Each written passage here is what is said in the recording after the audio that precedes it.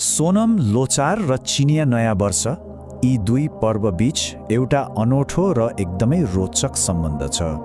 आज हामी त्यही सम्बन्धको बारेमा अलिक गहिरिएर कुरा गरौँ न है। ल सबैभन्दा पहिलो र सबैभन्दा ठूलो प्रश्नबाटै सुरु गरौँ न। आखिर कसरी यी दुई एकदमै महत्त्वपूर्ण सांस्कृतिक पर्वहरू प्राय सधैँ एउटै दिनमा पर्न जान्छन्? अब धेरैलाई लाग्ला यो त संयोग मात्रै हो नि, तर सत्य त्यो भन्दा कता हो कता गहिरो छ। यो कुनै यत्तिकै मिलेको कुरा होइन। यसको जरा त एउटा साझा एकदमै पुरानो विरासतमा जोडिएको छ। ल अब यसलाई अलि नजिकबाट हेरौँ। त्यसो भए यो रहस्य सुल्झाउन कहाँबाट सुरु गर्ने त? सबैभन्दा स्पष्ट सूत्रबाटै सुरु गरौँ, पात्रो अर्थात् क्यालेन्डरबाटै। यसको मुख्य कारण के हो भने यी दुवै संस्कृतिले समयलाई नाप्न, समयको गणना गर्न एउटै सिस्टम विरासतमा पाएका हुन्। यसलाई अलि रमाइलो भाषामा भन्नुपर्दा उनीहरूको ज्योतिषीय डिएनए नै एउटै छ भन्दा पनि हुन्छ। अब प्रश्न उठ्छ, यो साझा प्रणाली आखिर हो चाहिँ के? ल अब उनीहरू दुवैले प्रयोग गर्ने त्यो ब्लुप्रिन्ट, त्यो खाका के हो त्यतैतिर लागौँ।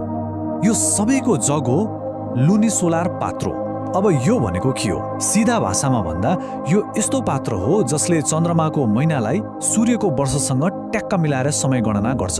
एकदमै चलाक तरिका हो यो। तर कुरा यतिमा मात्रै सकिँदैन।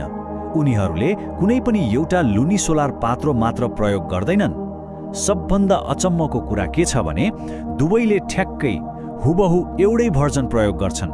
त्यो हो किसान पात्रो। यसलाई सिया पात्रो पनि भनिन्छ।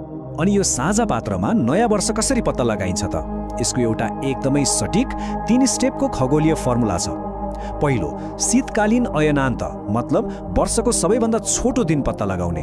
त्यसपछि त्यो दिन पछिको पहिलो औँसी खोज्ने र अन्त्यमा त्यो पहिलो औँसी पछिको दोस्रो औँसी जुन दिन पर्छ हो त्यही दिन नै आधिकारिक नयाँ वर्ष हुन्छ। यही कारणले गर्दा मिति ठ्याक्कै एउटै हुन जान्छ। ठिक छ, पात्रो एउटै भएर मिति एउटै भयो। तर फेरि अर्को प्रश्न आयो नि, उनीहरूले आखिर किन एउटै पात्रोको खाका प्रयोग गरे त? यो जान्नका लागि अब हामी इतिहासमा अझै पछाडि, अझै गहिराइमा जानुपर्छ। यो सबै ज्ञानको स्रोत कसलाई मानिन्छ भने मञ्जुश्रीलाई, उहाँ जो प्रज्ञाका बोधिसत्व हुनुहुन्छ। विश्वास के छ भने उहाँले नै चीनको हुताई पर्वतमा ज्योतिष र समय गणना गर्ने यो अद्भुत ज्ञान सिकाउनु भएको थियो। अनि हेर्नुहोस् त यो ज्ञान कसरी फैलियो।